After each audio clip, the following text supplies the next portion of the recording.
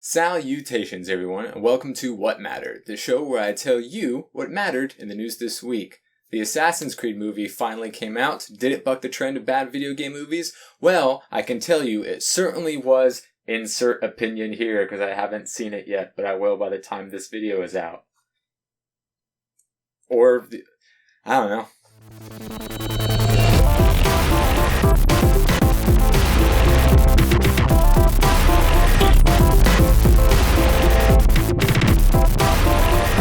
After a year of financial hardship, Crytek is closing the doors on 5 of its studios across the globe in Hungary, Bulgaria, South Korea, China, and Turkey. This, of course, coming after the story a couple weeks ago that a lot of the employees at Crytek have been getting late or just are straight up missing paychecks. This past week, they finally got paid for October. So things have been quite terrible for Crytek over the past year or so. The makers of the Crisis trilogy, they have the VR game that most recently came out, and just things aren't looking too good for them. And we know that a lot of video game developers kind of treat their employees as disposable, and they aren't treated that fairly. They don't make a ton of money, and they really just have to go from project to project because there's really no job stability throughout the game development arena out there, with very small exceptions here and there. So it is tough to see that. Crytek is, it's still, up and running. They still have other studios, and they said they're, the same old byline. They're going to focus on, great hardcore gameplay and yada, yada, yada, future and all that stuff. But a lot of people have been leaving because of, these financial problems, and you can't blame them. And I don't think Crytek as a company can really blame them either, because, come on.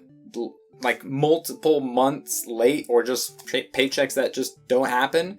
Yeah, I'd leave too. We have our new YuGiOh protagonist for the new series. And yep, that's a protagonist, right? You could spot those YuGiOh protagonists miles away.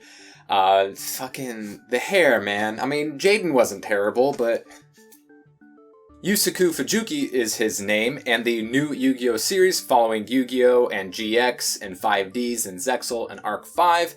We don't know what this one is officially going to be called yet, but it will be premiering on Tokyo TV this spring.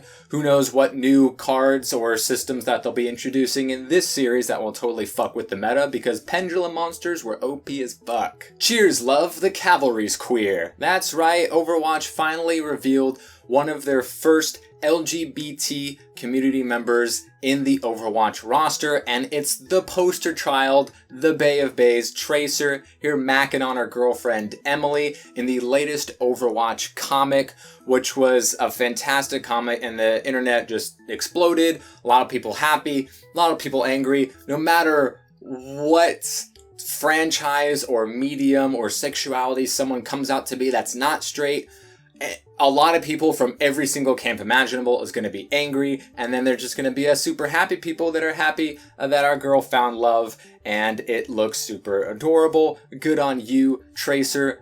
Overwatch has said from the very beginning that they would have multiple LGBT members in the game, and we didn't know who they were, and it turns out our girl Lena Oxton is the first. We don't know.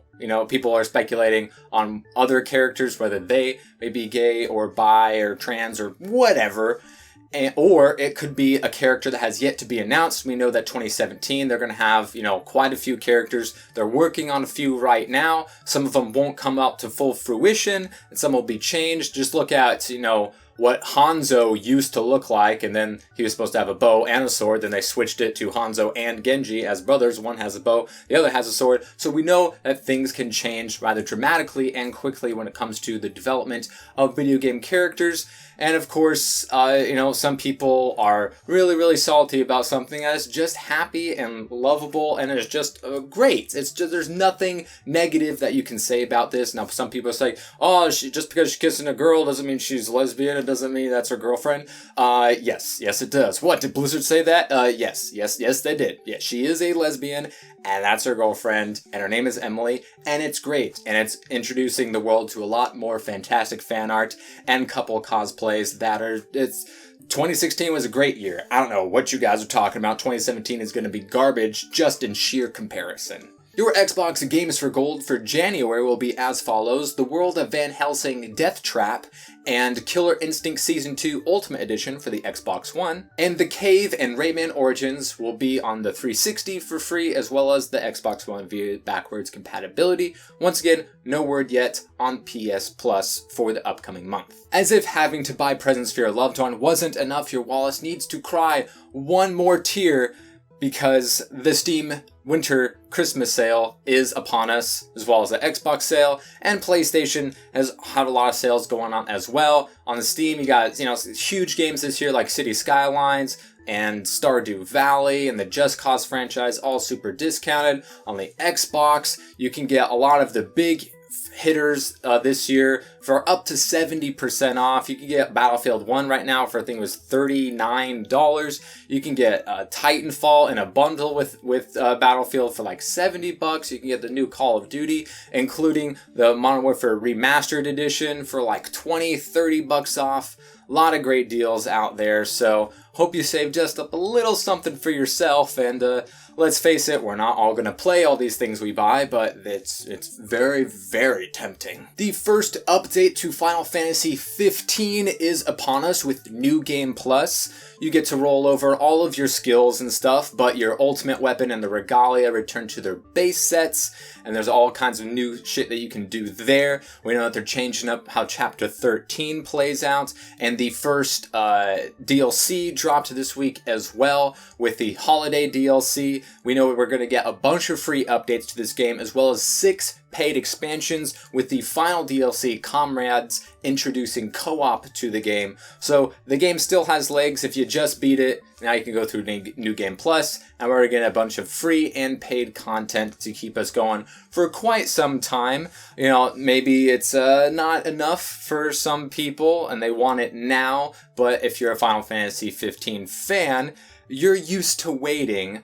But there's going to be a lot of content, both free and paid, which I think is pretty good, and we get New Game Plus right now. Anywho, that is what mattered this week. If you want to know what matters in the future, hit the sub button. One of these comes out every single Saturday. Hope you all enjoyed. Let me know what you thought about what I mentioned this week in the comment section below, and I will see you all next time.